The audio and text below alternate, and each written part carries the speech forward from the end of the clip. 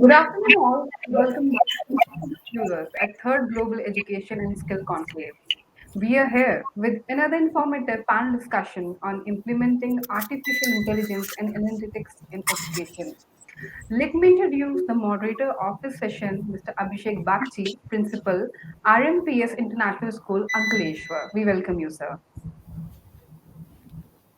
Yes. The, Uh, good afternoon, each and everyone. Good afternoon, Neha. And it's a wonderful to be here with some eminent panelists here. Yes, Neha ma'am, please continue. Yeah, and the other eminent speakers of this particular panel discussion are Mr. Chirag Agarwal, who's the founder director of Early Ventions chain of preschools, Bangalore. Welcome, sir. Thank you so much, Neha, for having me here and organizing this panel. Thank you so much. Glad to be a Welcome. part of this. Then we have Mr. Preetham Kumar Agarwal, who's the founder of Hello Kids chain of preschools and Riverstone schools. Welcome, sir. Thank you, Neha and APAC News Network for this panel. Looking forward to give and learn the given topic to us for the today.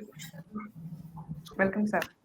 Now we have Mr. Mukesh Sharma, who is the chairman and director of Prometheus School, Noida. Welcome, sir. Thanks, Neha. Thanks for the warm welcome. Very excited to be part of this panel discussion on artificial intelligence, a topic that is very close to my heart. Last but not the least, Ms. Rita Singh. She is the director of Indrapuram Group of Institutions, Ghaziabad. Welcome, ma'am. Thank you, Neha. Thank you, APSC News Network. It's wonderful to be here. Looking forward to exploring this topic with everybody here. Thank Great, you. great. Now I'm handing over to Mr. Abhishek Bagchi. Thank you. Thank you again, Neha. Thank you very much. Thank you, APSC, for arranging such a wonderful session with a topic again very close to my heart, and with this eminent panelist here present. On my behalf, I'm welcoming you again. Today's topic is implementing artificial intelligence and analytics in education. Now we all know, like when you hear the term artificial intelligence, like all sorts of ringing bells starts. Artificial intelligence. Okay, these are the in things people are talking about it. And when it comes to education and artificial intelligence, maybe like we are talking about something which is sci-fi. But to be honest, like the science fiction, even like internet in 90s was sci-fi to Indians, but it came so fast, and now we are carrying, all are carrying smartphones. Everyone is using smartphone everywhere, right? So we often say that the smartphone is as smart as the person using it. So here the question will be, artificial intelligence will be as intelligent as the person using it. So my panelists here are definitely one of the most intelligent people here. So my questions will be targeted to them. So my job is very easy. I'll be just sitting back and throwing you questions, and sometimes maybe like I'll be interfering, stopping you in the between. So you'll be getting approximately 5 minutes to speak on the topic, on the question that I'll be asking you. Please, if you're crossing the 5 minutes, I'll be raising a hand like this, so you'll understand. Yes, the 5 minutes is over. Then, because we'll be giving opportunities to other members to speak also, and we can have some following questions. Any member of APSC, if the audience is asking questions, then we'll have that time to take the questions from the audience and ask the panelists, and we can answer them. And even the panelists are free to ask consequent questions to if you find something which is controversial or maybe something worth discussing, then please ask the following questions so that we can ask that panelist again. So my first question to Mr. Chirag Agarwal. Sir, are you ready? Yeah. Yes, So absolutely. just to tell you the format, like we'll be going 5 minutes for each and every panelist here, and after we finish it, then we'll take up some of the questions from the audience if there is some questions coming there. And last, I'll be having a rapid fire round with you, which will be a round where you are feel free to say one word answer. It can be yes, no, or whatever, but you don't need to explain anything. You can only say yes or no or any other one word. Okay, except no comments. You can say anything. That's the one thing that you're not allowed to say. I would expect everyone to answer it, because those questions are going to be, tricky. So, okay, Mr. Chirag Agarwal, the first question to you. My first question to you is, we can't be laid back in adapting AI solution. As just now we said that, okay, artificial intelligence may seem to be a sci-fi, but my question to you is that we can't be laid back in adapting AI solution in our institutions. We need to start now. Would you support this statement? And if yes, how would the school leaders plan and execute this effectively? So, your time starts now. Right. Firstly, thank you, Abhishek, for putting this across and explaining the format of this discussion so beautifully, so that we are all on the same page.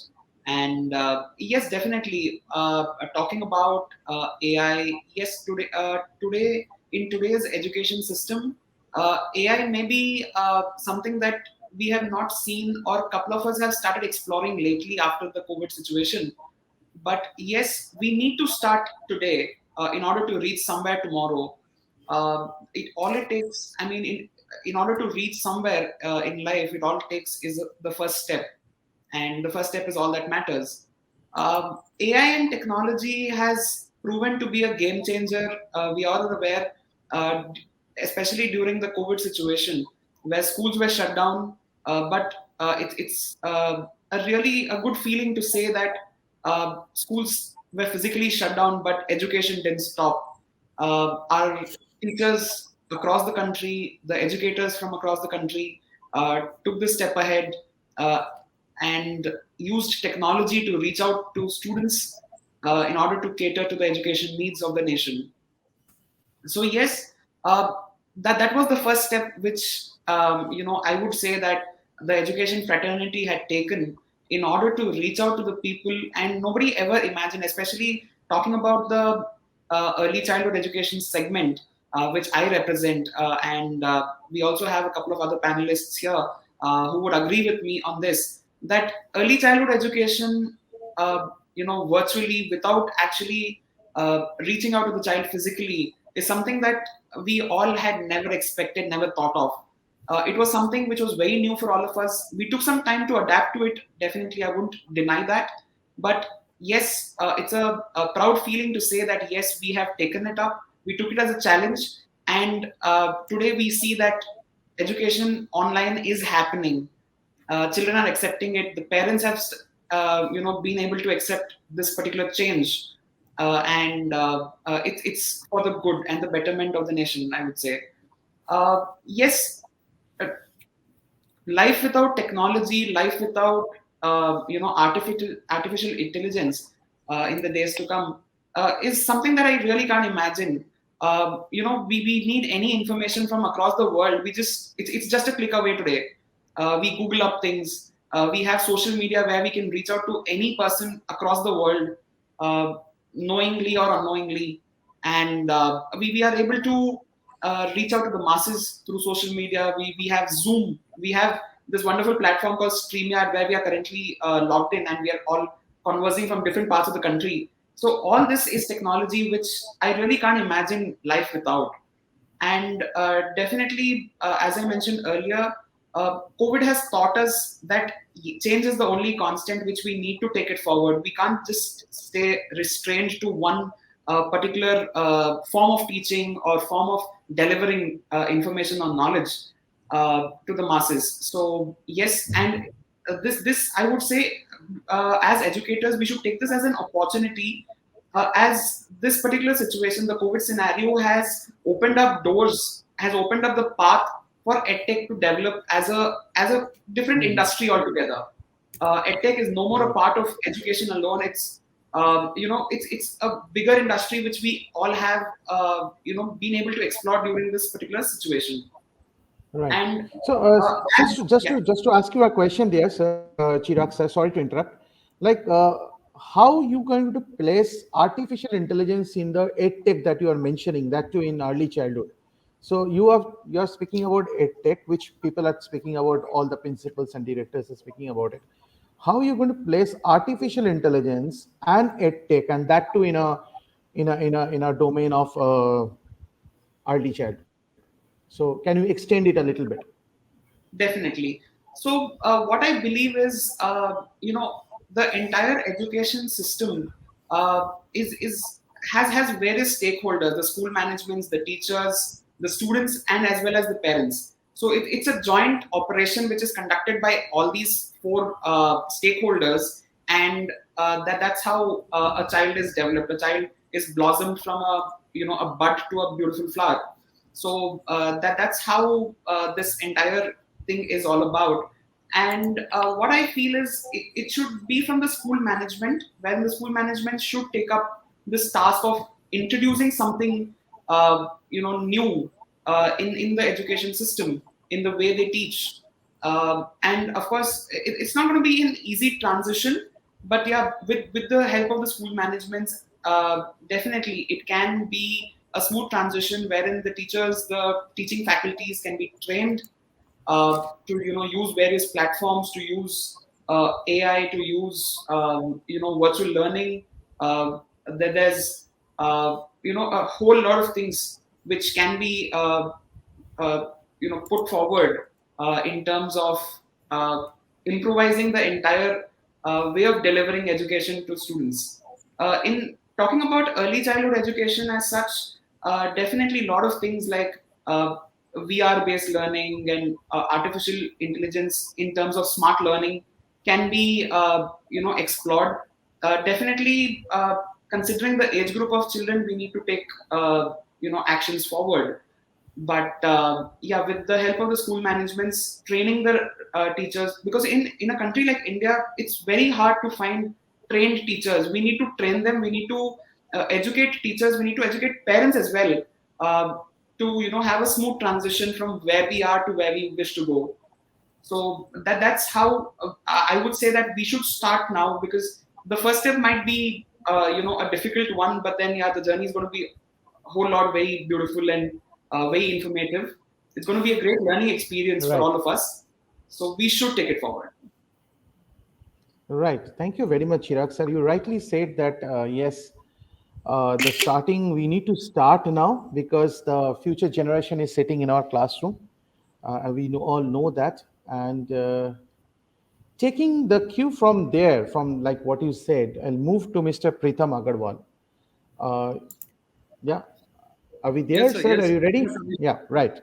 Yes, So Abhishek. my question will be a little related to artificial intelligence, but it is somewhat very much connected. So the question, you will understand that how it is related. My question to you will be, how do you think the data can be utilized, the present understanding of formal education across the early childhood to senior secondary? Because data is very much in link with the artificial intelligence, the big data that we talk about. And so the big data to the big daddy, Pritham sir, please tell us how this data can be utilized by the formal education system. Right. So, Abhishek, I'll give you some background before I speak on my topic. Sure. This was, I will not exactly the year. We are in 2021 right now, almost 5-6 years back. There was a gentleman in my office, all right, and he said that he has developed a device that, and there is nothing called a hand thumb, there is nothing called a card. It is only a device which from a distance it will see the child and let him enter the classroom, Okay. right? So Okay.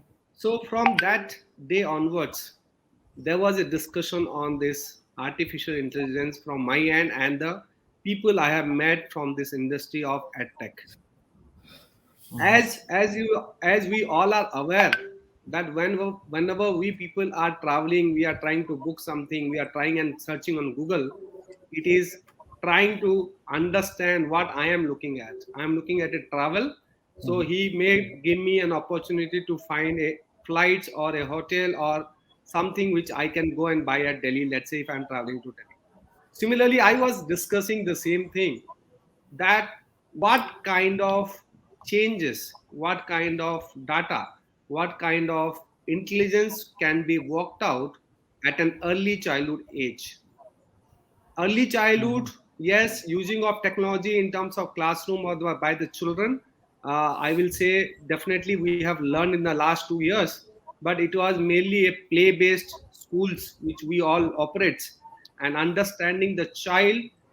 And when it comes to the learning in terms of using these datas, I was excited to know that everything was possible with the use of AI, keeping the track of the records of the old, reducing the burden of the teachers by duplicating the same work for different children, right? Mhm. And to prepare the goals of the school or the teacher or the child's individual growth, which was all can be planned very well with the help of artificial intelligence.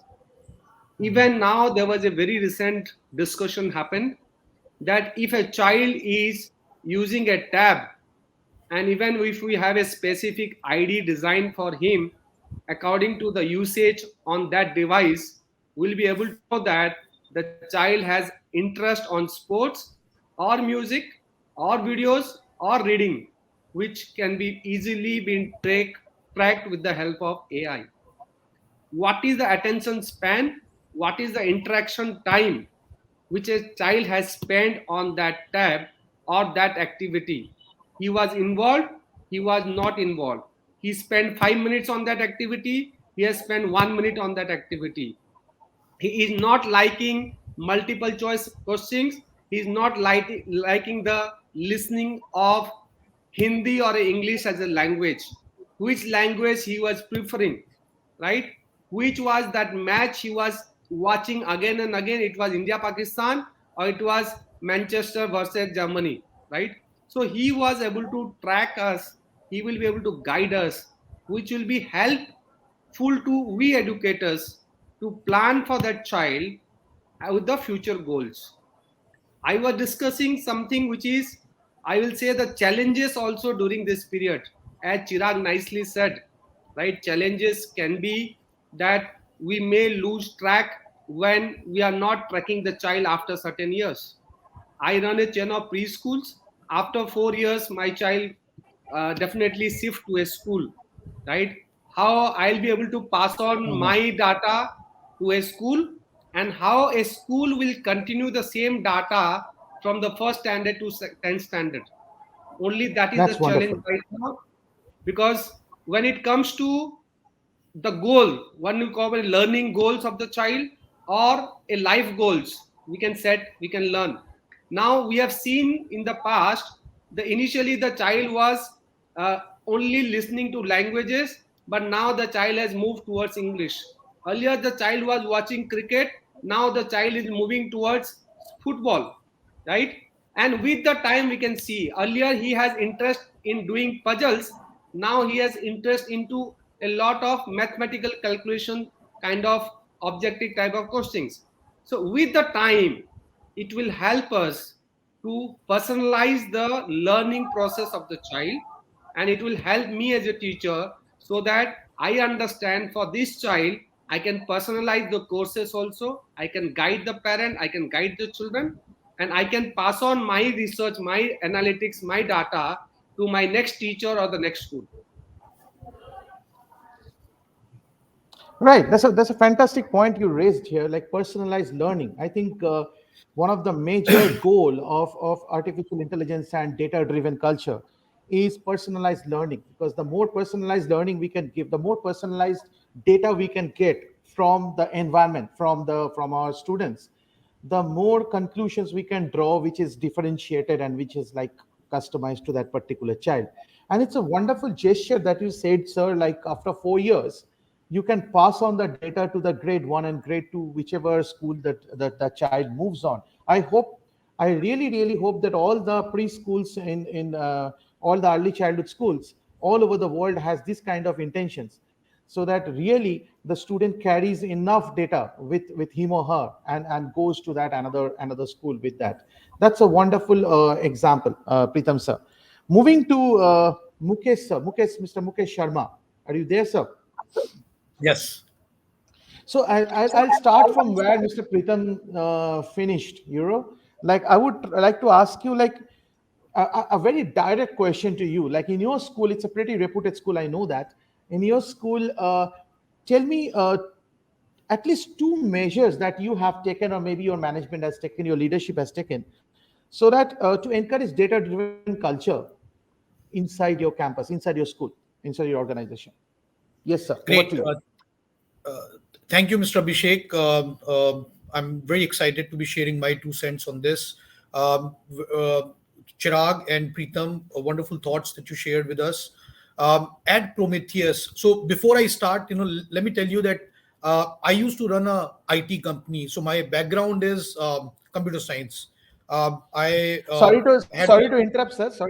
Sorry to interrupt. I think APSC and Mr. Shubham has selected us for due to that reason. All are from the all have that little bit of IT. all background. IT. Okay, great. Has So to be, because we are talking Prometheus, about. Yeah. Sorry. Please continue. Please Okay. continue. Okay, so at Prometheus, we've got multiple systems and platforms, SaaS-based platforms that we are using already. So we started in September 2019, and 6 months down the line, the lockdown happened. We were able to switch online within 24 hours. Now, the online learning alone worked for all schools that shifted online. But how do you capture data? For artificial intelligence to work, data is the core.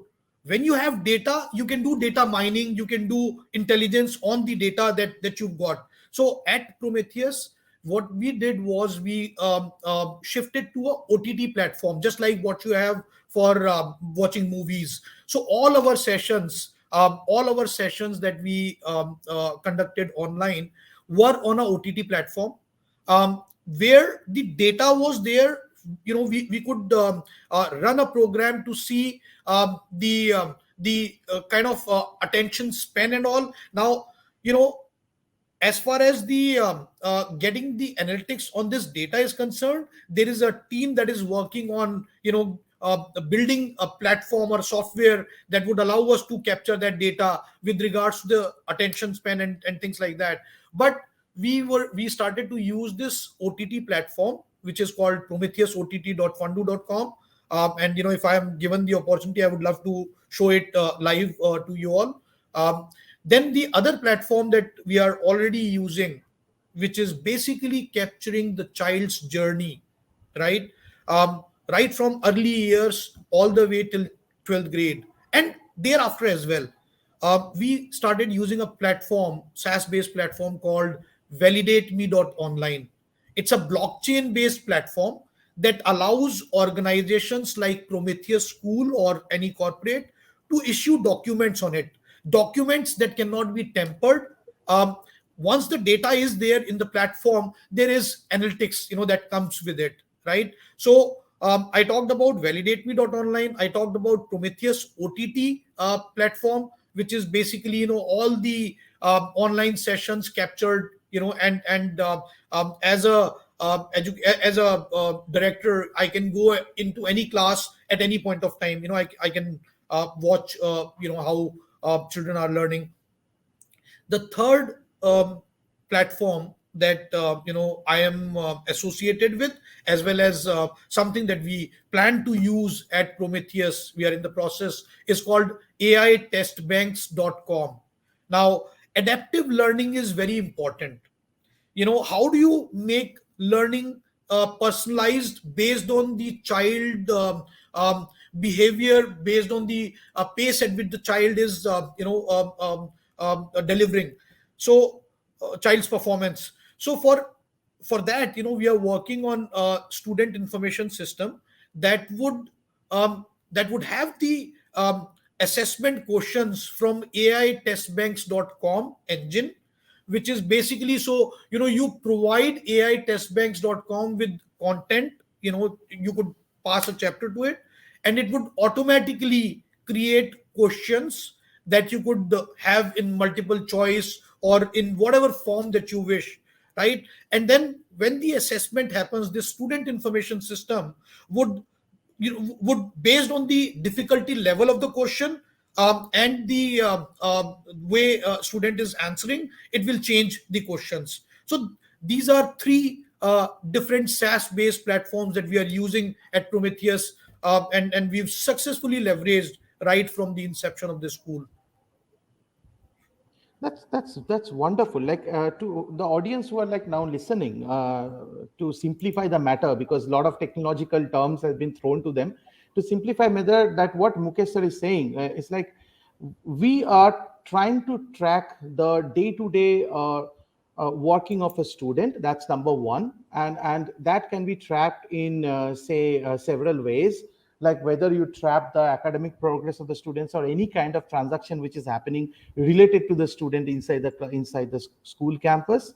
So that data can be used to actually map the students progress. That's all the schools are doing. But in addition to that, not only the progress that is academically the student is going through, but also lots of misconception analysis. So that is what our major objective is, like where the student is lacking, and to actually trap that where the student is lacking. There are so many areas that we can trap. It is not related to one assessment that we are talking about, and which is very much getting aligned with the NEP, which NEP is talking about, like holistic assessment, 360-degree assessment they are talking about. So in this 360-degree assessment, we can talk about whether it is like a teacher assessment, or a peer-to-peer assessment, or even a self-assessment, or even some kind of like a non-formal, informal assessment, where the each and every action, like an OTT part platform, which Mr. Mukesh has just now mentioned, even the attention span of a student can be tracked. And once you Yes. trap those data, you can use that data to generate, to not only generate some kind of conclusion, but also to generate. Imagine the assessment system which Mr. Mukesh has just now mentioned, that you feed on lots of questions, and the whole system will generate multiple choice questions and many other things for the students. Now you imagine some kind of system where not only the difficulty of questions have been segregated, but also the abilities of the students are segregated, and even the students, based on the data that already you have fed to that system, the system is already selecting the students strong points and the weaker points, and shooting them with questions as per the students ability, learner profile, and several other factors. So that's how an artificial intelligence system is going to help the schools. I'm sure that many other audiences are watching it. Many other principals, teachers are watching it. So to you have to understand one thing, which actually the question went to Mr. Pritham, that how the data is important. This is how the data is important. So when you can store the data properly, when you can capture the data properly, you can utilize the data in a numerous way. And trust me, the data is not getting generated out of any new technology. The data is there. The data is present at this moment in your school, in each and every school. So the thing that you need to do is to capture the data and make proper use of it. It's something like uh, Absolutely. there are hundreds of sales going on in different shops around you. You have to know what is the best sale and where you can get the best cloth that you want. Okay, that's what you need to do. So thank you Yeah. very much, Mr. Mukesh, and it's some wonderful examples you've given. I hope that at least I will be contacting you further and later on after this session, maybe Absolutely. to know more about the software and the system that you're using. That's for sure. Would love Coming to. to right, coming to Rita, ma'am. Miss Rita, are you ready, ma'am? Yes, yes. Right. Ma'am, your question is little different. Like, and deliberately, I've set some question for you, which is a little like I'm playing the role of a devil's advocate, right? So I have to ask you a question which is not going as per the flow. So the question to you is, what are the risks involved? Like, we are talking about a lot of data and artificial intelligence and all those stuff. So what are the risks involved with this introduction of AI in the education sector? What are the precautions we must take to mitigate this potential risk? Before I go to you, let me tell my audience that the evident risk of AI in your life, that each and every layman's life, we must understand, because when we do a Google search, our data is getting trapped there, and so you will see that your Google search will give you a different result than your friend's Google search, because you are searching something different. So So things, the advertisement that are going to pop up in your Facebook page will be different than what your friends will pop up. You will never get a advertisement of, say, a Lycra or maybe a Nika, which usually maybe a girl or a girlfriend of yours will be getting. So that's because that you're not searching those products. Okay, you're not searching that area.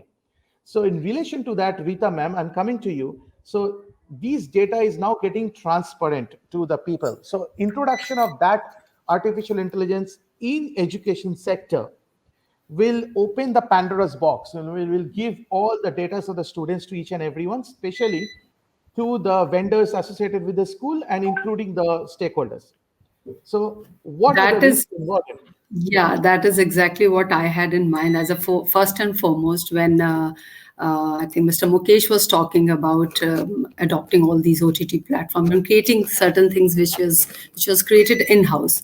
He could probably do that because he's coming. I mean, he's moved on from industry to education, and he has that domain knowledge within the school.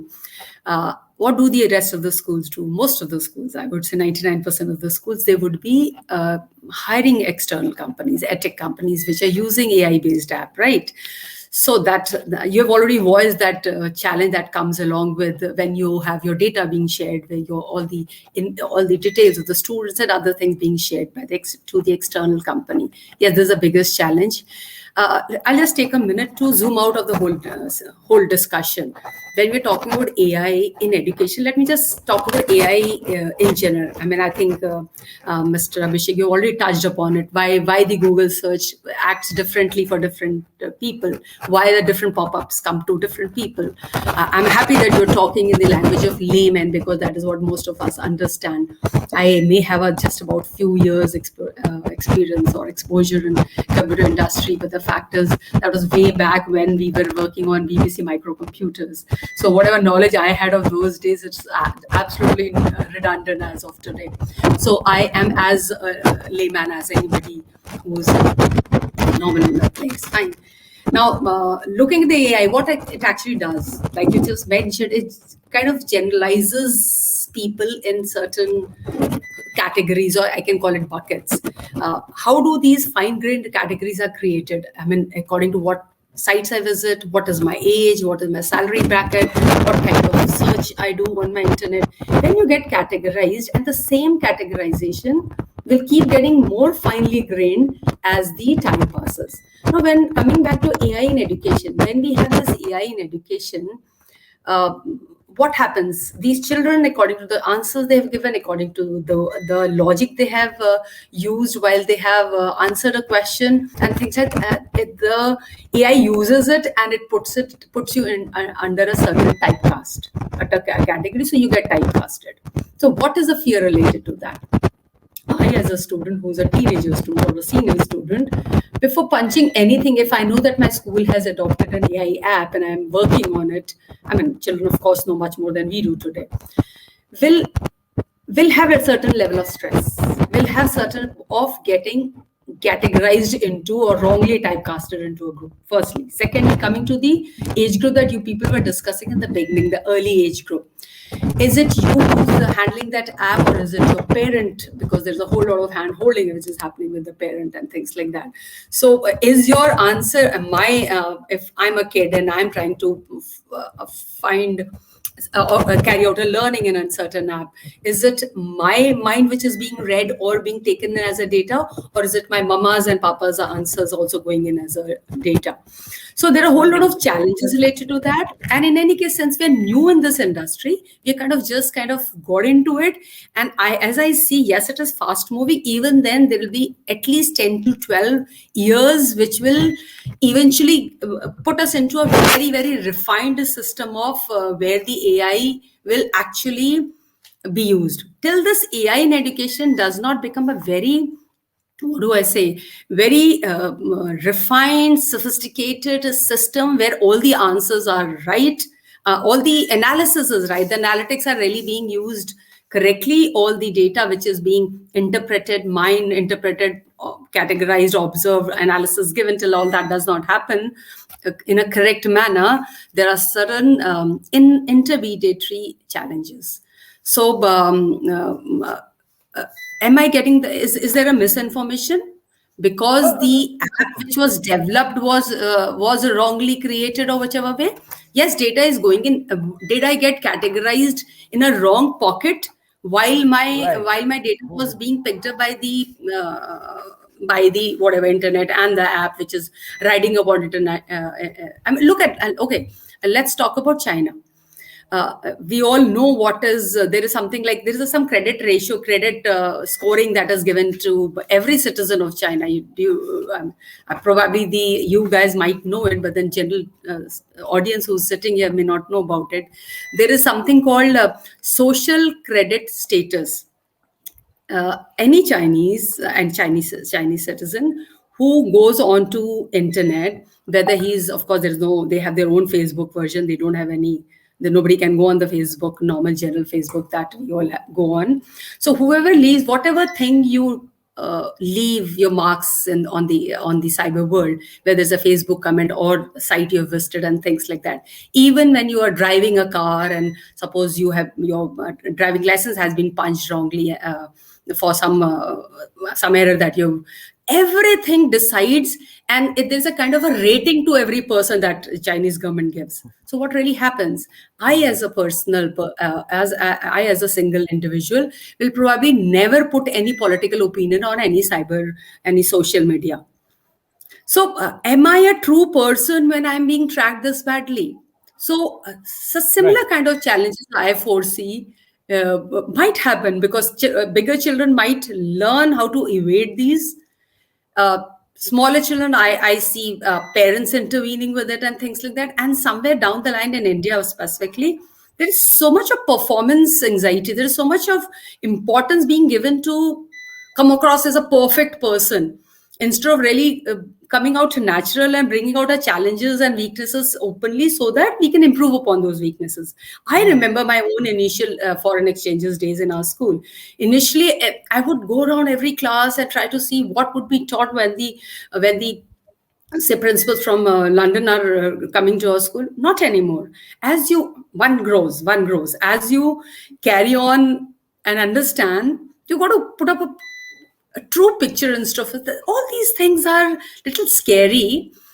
Notwithstanding, I'm definitely a promoter of the AI app-based learning. I do understand the advantages of it. I do understand there is a whole lot of the kind of individualized learning that can happen with AI-based learning. How data sciences can actually help us design more personalized e-learning courses, and how publishers who are probably dealing with the e-learning as well as hard book case books, etc. If they're analyzing how the learners are acquiring information, what works best for the learners, and of course they can tweak the content. And the e-learning platforms can tweak the delivery. I mean, I'm sure that it will all be very personalized and engaging. And so I do understand the purpose of it. I do understand, but then we'll have to actually look at all the challenges and build that into our programs, into our when we are developing those apps. And there is little fear as far as the ethics is concerned. We suddenly have started loving money so much. We love money so much that will the business or the commercial aspect of it take over our pedagogy is what is my fear as an educationist. Yeah, exactly, Rita ma'am. So I really understand your caution. That's what you're throwing on the air. That's perfectly well said. You actually mentioned about data bias, which is very much evident in our present world. It's very scary to have a system where someone else, a big daddy, will be sitting there and will be deciding how to interpret the data, which is going to be a very scary thing. It has already happened, I think, in probably Las Vegas. They have put up some of the cameras, and they said that they'll be having a facial recognition software, will be recognizing faces. Yeah, we already have. A lot of schools in China are already using facial recognition. No, and they're also this is a kind of experiment. This is a kind of experiment which they have done, but eventually they have to stop the experiment because the data that was coming out from there and was interpreted by the machine, which was coded by obviously human, and the coding was revealing that there were many misinformation, as you said. The information that got came out from there actually determined a lot of behavioral issues, because what happens that the people who are writing the code will be writing a certain kind of behavior which is standard in their particular culture. So maybe if an Indian going, say, I'm not saying Indian, any Asian going and behaving very weird way, which is not actually the way the maybe a Westerner behaves, and according to the definition of the coder who has coded those lines, that behavior is unacceptable, and that particular person walking on the street will be stamped as like a potential criminal. So that's the risk which you, ma'am, was talking about, and which is extremely scary. In China, just she mentioned China. In China, there was a system. Again, that also eventually got scrapped off, thankfully. There was a system inside a classroom where there was a machine, like installed. There was a camera installed, which was actually tracking the facial expression of the children and trying to guess the emotional status and socio-emotional status of the person, which is weird. Like, okay, maybe in one day, we're going to scan the brain and try to determine the functional MRI will be getting fit to a central server where there will be a functional MRI. And people will maybe tell us something that where we are thinking and what kind of concentration we have. But trying to read the face is just like astrology, right? So which is funny and scary both. So anyways, like it's a brilliant participation. Thank you very much, Rita ma'am. And yes, we understand the importance of it.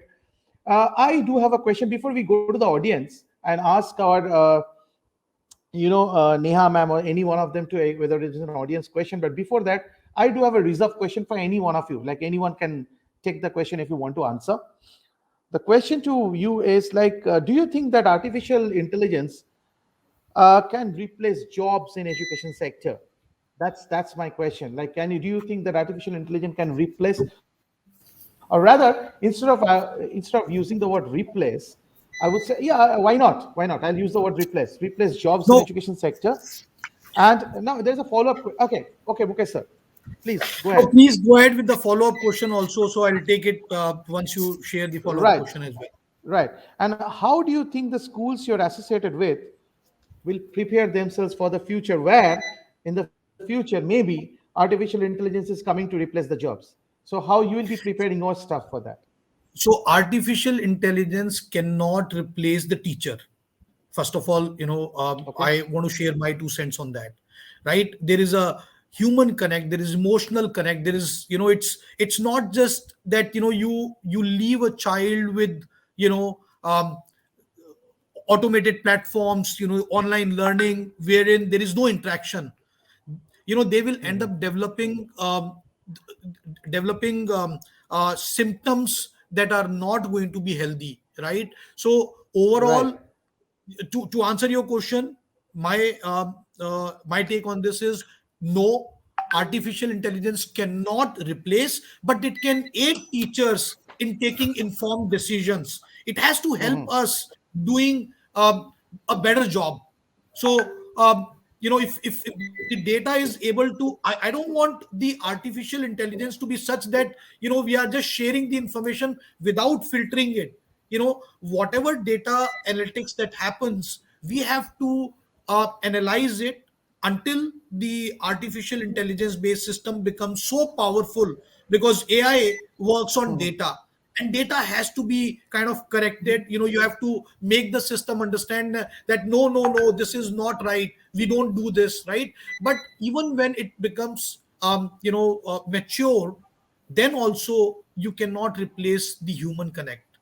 Yeah, I'll just like to. I will not really add. Let's put another same fear that Mr. Mukesh mentioned. I mean, it will not replace. I'll say, I hope it does not replace in certain schools. It should not be mistaken as that something that can be replaced, because it shouldn't become that teachers should get totally hands-off kinds. And it cannot be that, suppose there's a chapter that a teacher is teaching and the data says that this particular chapter has been understood or not understood. Do not leave that emotional investment of the teacher should not stop. If the emotional investment is withdrawn, then and you start totally depending on what data says, then the entire, it will definitely impact the long-term pedagogical, it will bring in the long-term pedagogical changes. And that is what we are As long as it is for the better, we're fine. If it's for the worse, then we definitely are not fine. Right. It's another part of the story which Rita ma'am just now said, like what her point of view was a little different. Anyways, like that's wonderful. Suddenly a very famous gentleman, Arthur C. Clarke, once said, like a teacher who can be replaced by technology must be replaced. It's not me saying, right? It's said by the famous Arthur C. Clarke. Very interestingly, and it got reiterated by Isaac Asimov also in one of his books. So that's where the question comes. Like, it's not that I agree with Mukesh sir. Definitely, the teachers cannot be replaced by the technology, but the teacher who can be replaced must be replaced. Maybe, I don't know. So here comes, like, I would ask anyone, like, from the APSC, is there any audience question there? Neha ma'am, if you're listening to us. I hope no. So if there is no audience question, then we'll be moving to our rapid fire now, which is going to be very interesting. Right. Right. So I'll start with Mr. Chirag, because he got the opportunity to. He has now, for a long time, he has not spoken. Right. Mr. Chirag, are you ready? Yes, absolutely. So the rule is very simple. I'll be asking you 5 questions. Okay. And what you have to do, you have to, without thinking, you have to answer me the question in one word. I don't need any explanation. If you tell me that, okay, if I ask you that I'm going to kill someone, if you say yes, then you don't have to explain me why. Okay. You just say yes, right? As simple as this, So, right. Question number 1. All the best. Do you think AI will replace classroom teaching within next 25 years? I said classroom teaching, the typical classroom teaching that you're talking about. AI will replace typical classroom teaching within next 25 years. Yes or no? No. No. 25 years, huh? 25 years back, we never had smartphone. We never thought that we'll be doing anything like what we are doing today. So, okay. Anyways, like, you don't have to justify it. B, what will be the first thing you want to change in your school if you decide to implement AI? The overall way of teaching. Okay. Overall way of teaching. I know, like, there can be several explanations to it. Maybe I'll come back to you later on, but fine, no problem. Third question. Do you believe that, again, it's your opinion I want. Do you believe that a teacher who can be replaced by AI must be replaced? Yes or no? Yes.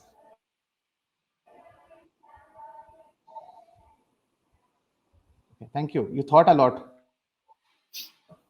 That was my, opinion. That was my intention, to make you think. Anyways, your fourth question. As per you, what is the biggest risk of AI introduction in education sector? 1, biggest risk. The risk of data loss.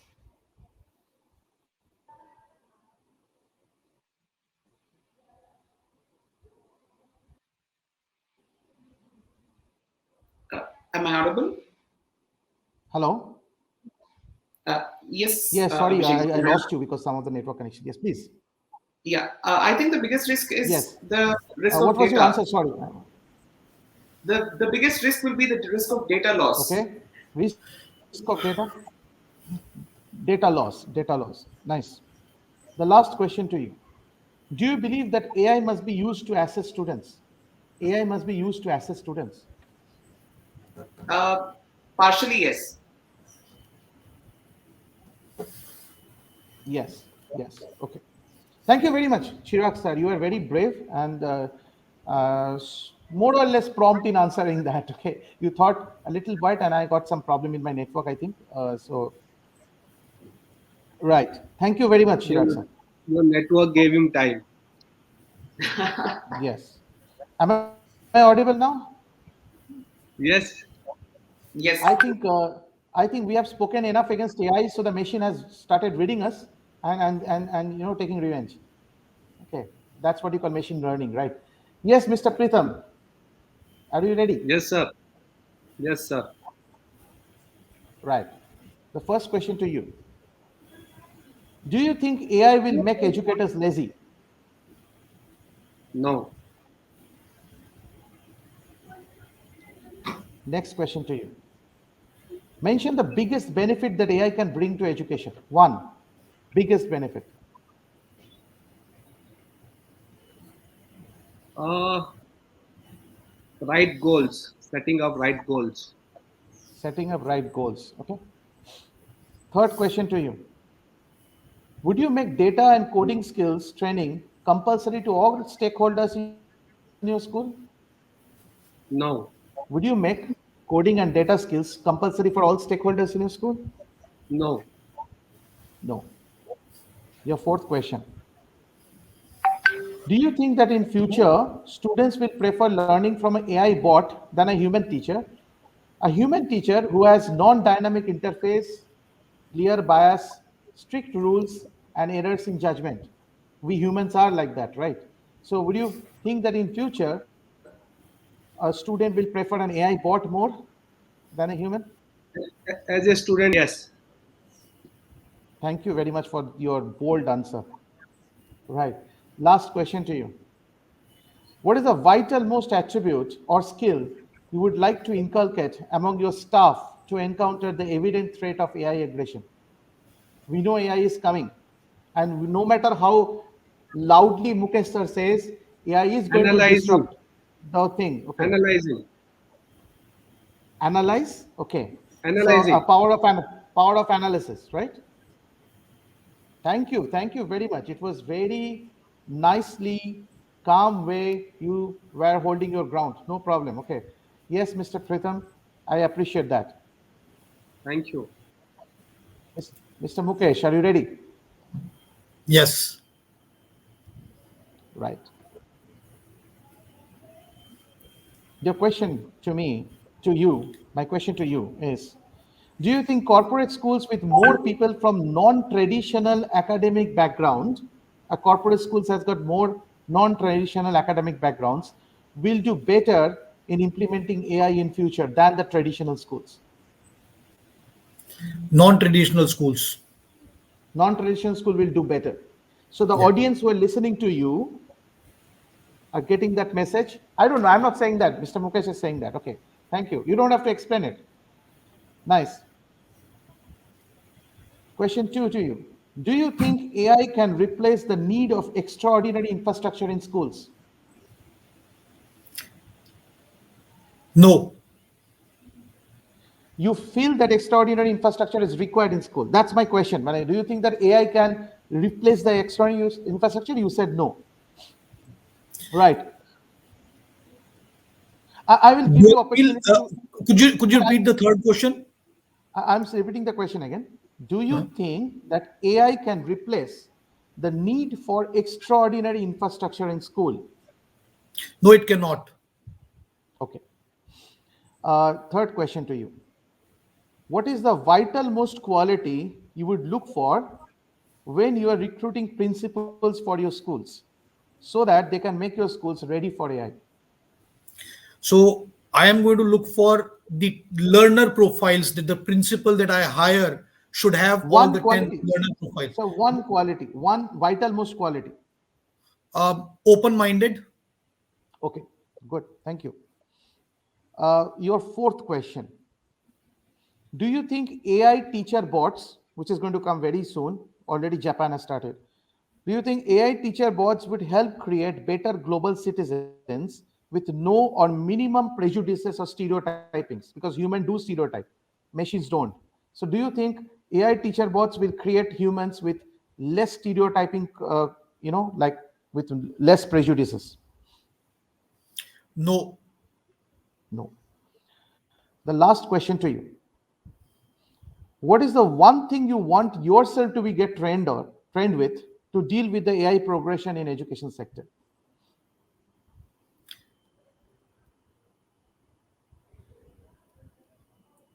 That's a very, very interesting question. One thing that I want to be One thing. trained on Yeah, to deal with the AI is exactly. analysis. Okay, more Data data analysis. analysis. Okay, data management Absolutely. system, we can say. Right.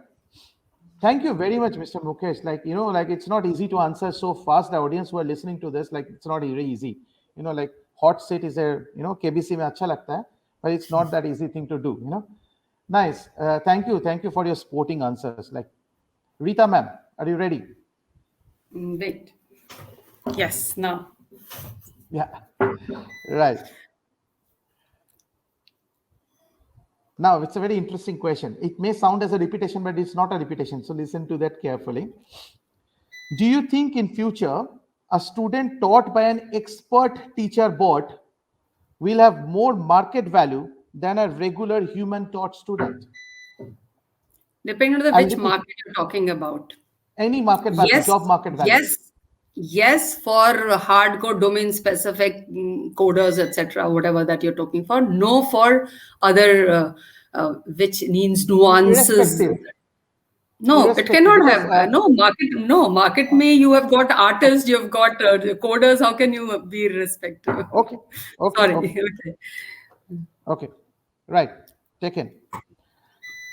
As a leader, second question to you. As a leader, are you excited to welcome AI applications at your school? Absolutely. Very Yes, excited. right? Your next question, which is related to this question. Would you allow an already reputed AI bot to take few decisions on behalf of you? Because you have Yes. allowed AI applications. Now, would you allow that AI Yes. applications to take some decisions on behalf of you? Those situations where it is Good. the repetitive work, I mean, yes, definitely. Right. Because every situation is typical, not typical situation, not new situation, but an older situation, yes. Right. So, fourth question for you. Please mention at least one task that you would not trust AI to execute on behalf of you in leadership capacity. One area you will not give the AI to get decision. Wherever there's a deviation from the policies, because there are certain situations where you exercise your role beyond what the rule book says. So wherever the situation is going beyond the rule book. So rule anything book I which is can out feed of in the the box. code and Right. Your last question, the last question to you.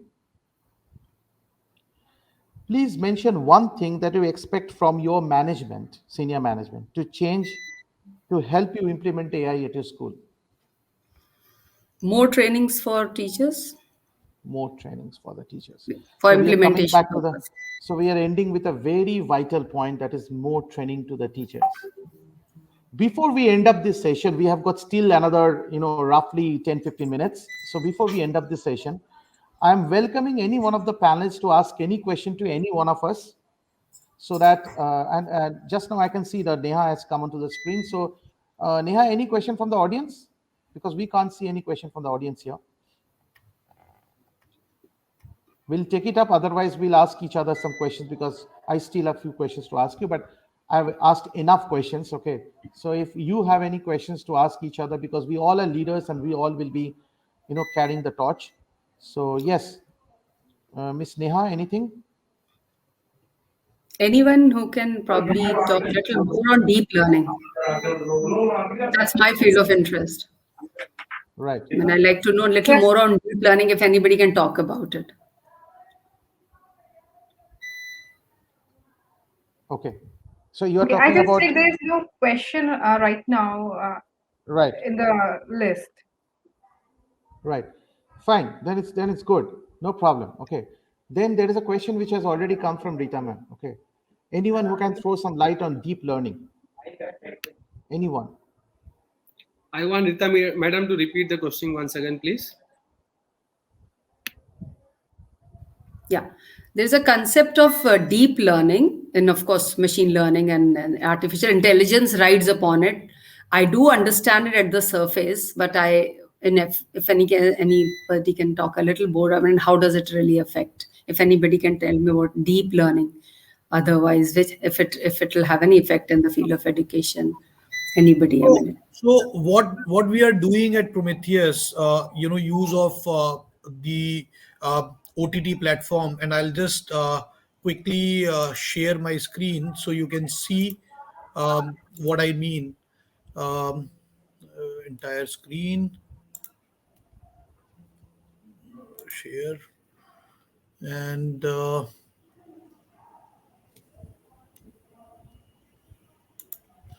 so what you see here is the videos from 2021, 2019, 2021. So let me go to the home page. You will see the OTT, which has, whatever newly added videos, as well as continue watching, toddler, pre-nursery, all organized properly. Whatever that I was watching, I can continue to watch it now. What deep learning does is that it allows the programmers to be able to do analysis on the videos and images, and much deeper than what machine learning can do. Machine learning purely works on raw data, which is in the form of tables and all, but this deep learning allows working on blobs. Right. So Does to it, some, does like it answer your exactly question? what Mukesh has said. Rita ma'am, what happens in deep learning, actually it goes beyond the obvious stuff, like it goes to the abstraction level also. Matlab, in a very layman language, maybe if you're talking about trying to interpret the socio-emotional cultural aspects of a human being from the data that we are collecting, we may reach that deep learning stage. It's not an easy thing to do. There are a lot of intricate data that we need to manipulate, and that raw data that comes there will get interpreted in many several layers. Yes, it's a fantastic question, but we are very honestly, we are in a very experimental stage here. I'm absolutely happy where Prometheus is trying to work on it, that capturing, maybe there will be a platform very soon, Netflix or any other OTT will also already start that, where there will be interactive TVs, and in those interactive TVs, like they will be actually capturing that data, and they will be feeding, they will be making content for you. There will be a situation very soon where you'll be starting to watch a movie, and the movie will react according to your wish, or according to how you're going to what your likes and dislikes. If you want the protagonist to die, the protagonist will die, otherwise they will not die. Okay, it's up to you, and you will not make it obvious. It will be based on your likes and dislikes. I know it may be sounding scary, but I can't deny it is interesting. Like, we can't deny that it is interesting. I'm not sure about what will be the consequences of that, but this is going to happen for sure, right? Any other question, anyone? Any other question anyone can ask? I have got plenty of questions. I'm tired of asking questions, so I want someone else to ask any question. Anyone? Chirag sir, any questions? Any question coming to your mind? You are handling someone like Mr. Chirag Agarwal, early mentions, you are handling people, you are handling students who will be the future of our country, right? So how do you think that they are going to face the 22nd century? We are not going to face that. So you have in your school, you have teachers who belong to 20th century teaching a 21st century kid who will be watching 22nd century. Can you understand the complexity of that? So how do you think that you are preparing your institutes, like in this kind of scenario? So it's a huge level of complexity, right? Absolutely. It's a huge level of complexity wherein, as you mentioned, a 19th century teacher teaching a 20th century teacher teaching a 21st century child who's 20th century teacher, yes, 20th century teacher. Yes. It is definitely a complexity, but yeah, it is possible with the right amount of training, with the right amount of investment in human resource. If you are able to train your team well, if you are able to guide your team well at different levels, definitely it is achievable. And we have seen this very well in this current scenario where we transformed entirely from a physical school to an online school, and we're able to reach the globe. So that's how I think it is possible, and it is happening. And Right, I kind of right. agree with Chirag. I mean, the moment the whole exercise of teaching learning is how much I can impart, how much of knowledge can I impart to the child? If that is what is being tested upon, then there's no point. If the learning goal, if the goal of the entire exercise is how much the child learns, the whole scenario will change. If I do not know Right. anything, let's discuss and bring it on the table tomorrow. Let's research and bring it on the table tomorrow. So the moment, and these kind of exercises, I mean, like there's a very famous line, every orator in every conference is using, it's no longer a sage on the stage situation. This is exactly what I'm trying to say, frankly. I'm not a Right. sage, I do not know it all. It's not a gurukul. We are all going to learn together. The world is fast progressing in a very different direction. I did not see this direction. I did not know what was going to come in. So it's very, very important to prepare a child, not for that knowledge which is right now available, but to accept the change and evolve and analyze and understand. That is why the critical thinking and problem solving skills have suddenly taken a very, very important gone are the days. I mean, the entire Bloom's taxonomy, the taxonomy has to be rewritten now. And very interestingly, like since Mr. Pritham and Mr. Chirag is actually handling the early childhood education. Now, this is the area where everything starts, like all the sensory, like education that we talk about. Now, that's where the student learn actually to interpret data. It's unfortunate that when the students grow up, it's very unfortunate that at this present education system, we are trying to change that as much as possible. But the present education system, they take these students out of that sensory learning and they get into like mostly audio and visual. So that these are the two things that the haptic technology we are talking about haptic technology a lot, where touch is involved a lot, and VR and AR is actually bringing the haptic technology into the system. So these two technologies will be very much used. So we have to transform our education system so that all our five senses are well trained to capture data, and then comes the analysis. Well, like some of you have said that analysis what actually we want to get trained, but before going to the analysis stage, we should first train ourselves to capture data. How many of us are actually doing that? How many of us are actually capturing data from the environment, proper data? So that's why, yes, Mr. Pritham, you want to say something? So I'll just give you a small brief on my 16 years of experience, how we have collected in the past. All right. So this is when we started the first school in 2006. We started, the teacher has to write 2 lines about the child for that particular day. And at the end of 200 days, a parent used to get 400 lines about the child. Right? That was the data which a parent can utilize for the years to come. It is not only about education. It was not only about the food. It was not only about his academics. Right. Anecdotes. And right. This is how, if we can use that kind of data in a system properly, and these 4 years, which is the best, as you said, the early stage, these 4 years and 800 datas, 800 leads I'll talk about, can change the next teacher's perspective towards the child and the goal of the child. Right, exactly.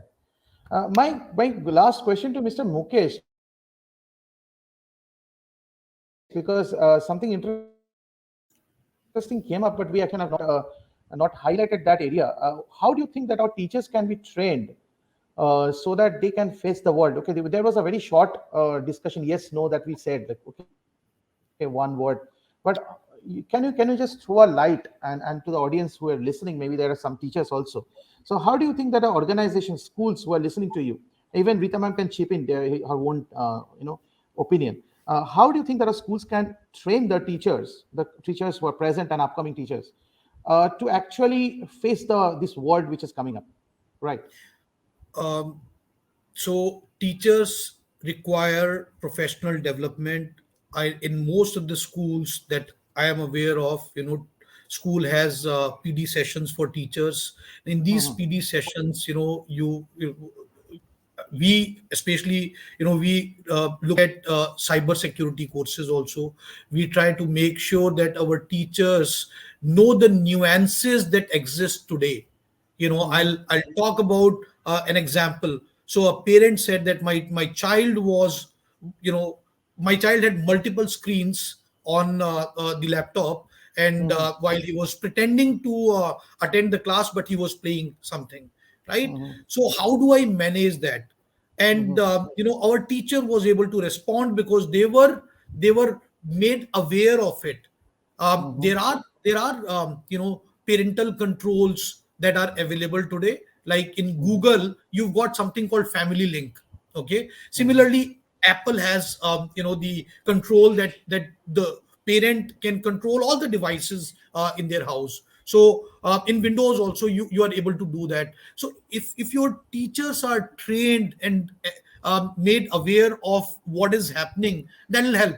The other thing that can be done is partner with the universities that are transforming and are reimagining the technical education as well. For example, Plaksha University. So you need to do some collaboration and training which are relevant for next decade. Okay. So I got your point, but Yeah, Miss yeah, Rita, yeah, yeah, Miss Rita, my question to you is a little, it's a similar but a little different. But I'm trying to No, extend I the like question to a little bit. talk about the same question if you permit me. I mean, I No, no, will it's, give a totally different ma'am, take to it's the a, whole situation. Yeah. ma'am, one second. It's the same question, but what I Mm, want you to say is like mm, how you can train your teachers mm. to become multidimensional, like not to get only dependent on the Yeah, textbook, and to yeah, I train the get you. students to actually capture data from the environment, because Mm, that's what we don't do. We cover absolutely. syllabus and Mm, we finish syllabus and curriculum. So how you yeah. can train your teacher to Mm, actually enable a student, even whether it is mm, a early childhood student or a student like Neha, which is a very young girl here, okay, to train them to actually capture the right data. Mind it, there mm, is a mm, data overdose also, and right information from the environment, and mm, use it in an exactly proper mm, way. So how do you mm. expect the teacher to learn that? That's my question to you. I will answer that. I like to bring out one aspect about the teachers training. Yes, big PDP sessions and all those things are definitely required. I'll just give you a little how training of mind of the teacher is important. It's Yes. not training a teacher is important. Training a teacher's mind is also important. For example, I use two difficult words: frequency distribution, and I say suppose flowchart and algorithm. These are purely why I'm talking about it, because the moment there was a word called coding must be introduced in lower classes, there was a big hoo-ha about it, and people said, "What? How silly? Why are we going so crazy? Why must coding be taught in lower classes? How can children understand coding and computer science and things like that?" But the fact is, when we bring in these topics, for example, frequency distribution, if I have to introduce this topic, first class that will come in our mind is will be seventh standard or eighth standard and things like that. Why can't I have a big basket? I mean, we have two preschooler owners, school owners here. Why can't we simply have lots of a big basket which goes of multiple colored things? And I draw a line and will say, okay, my red articles or red balls will come in this line and my blue balls will come in this line and my yellow balls or whatever the article is comes in this line. Suddenly I say, okay, which one is the longest? A red line. Okay, so what is the frequency?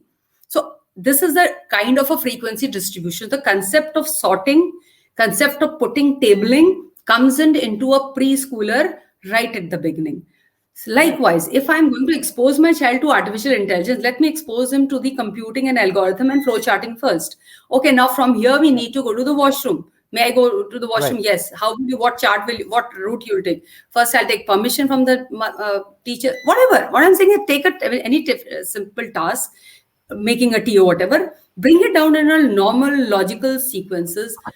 Create a flowchart out of it. Bring out an algorithm. So coding, whatever concept they were talking about, let the teacher get trained into that these concepts are not standalone textbook books concept. These are available all around. And this is what your question was, Abhishek. Right. So Right. this one, Exactly. yeah. So we So bring it out from, yeah, right. continue. What you're actually mentioning is like to develop the computational thinking power of our students as well as the teachers. And the teachers must be a learner. Someone mentioned here the teacher must be a learner. The teacher must be open to learning, and that is what that the mindset the teacher is going to transmit to the student. The moment the teacher become a learner, the teacher learns to accept new pedagogies, new strategies and tactics which they can So it's a wonderful session. Great panelists. Thank you very much, APSC, for giving me the opportunity to host these panelists. This is a wonderful time that we have spent here. Yes, Neha, over to you. You can take over now. So, well, it is quite clear that this session was very informative and very well moderated by Mr. Bakshi. And also, the rapid fire round was really great. I would like to thank on behalf of APIC News Network to all the speakers and to the moderator for joining us on day 2 of this Global Education Skill Conclave. Thank you and stay tuned. Thank you, very much. Neha. Thank you, all Thank of you, you. Vishnu. Thank you, everyone. Lovely being Thank you. together. Bye-bye. Thank you, everyone. Thank you so much. Bye bye. Thank you, everyone.